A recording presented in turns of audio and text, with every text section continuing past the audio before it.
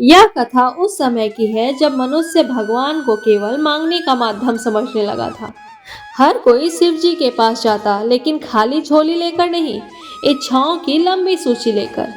कैलाश पर एक दिन माता पार्वती ने देखा कि भोलेनाथ गहरे ध्यान में है, पर उनके माथे पर हल्की सी चिंता है। पार्वती जी ने पूछा, प्राणनाथ, आप तो वैराग्य के स्वरूप हैं, फिर यह चिंता क्यों? महादेव बोले, आज लोग मुझे याद तो करते हैं, पर स्वयं को भूल चुके हैं। उसी समय एक गरीब लकड़हारा कैलाश पहुंचा। न उसके पास चढ़ाने को फूल थे, न दूध, न बेलपत्र। हाथ में केवल फटा हुआ वस्त्र और थका हुआ शरीर था। वह शिवलिंग के सामने बैठा और बोला, हे भोलेनाथ, मेरे पास देने को कुछ नहीं, इसीलिए मांगने भी नहीं आया। यह सुनकर शिव जी का ध्यान टूट गया।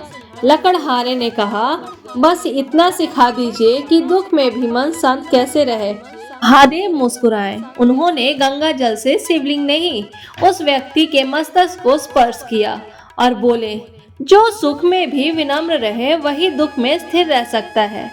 पास खड़े अन्य भक्तों ने पूछा, प्रभु, हम रोज पूजा करते हैं, फिर भी अशांति क्यों रहती है?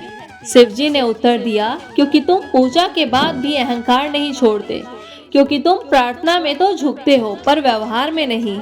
महादेव ने डमरू बजाया। उनकी ध्वनि में संदेश था, मैं वहाँ नहीं जहाँ केवल दीप जलते हैं, मैं वहाँ हूँ जहाँ किसी का टूटा मन संभलता है। फिर शिव जी ने कहा, कलयुग में मेरा सबसे बड़ा अभिषेक यह है कि किसी भूखे को भोजन, किसी दुखी को समय और किसी अपमानित को सम्मान। लकड़हारा शांत होकर उठा। जाते जाते उसने कुछ नहीं कहा, बस मुस्कुरा दिया और उसी क्षण महादेव बोले, आज एक सच्चा भक्त मुझे मिल गया। स्मरण रखिए, शिव को पाने के लिए आवाज ऊंची नहीं, भाव सच्चा होना चाहिए। हर हर महादेव।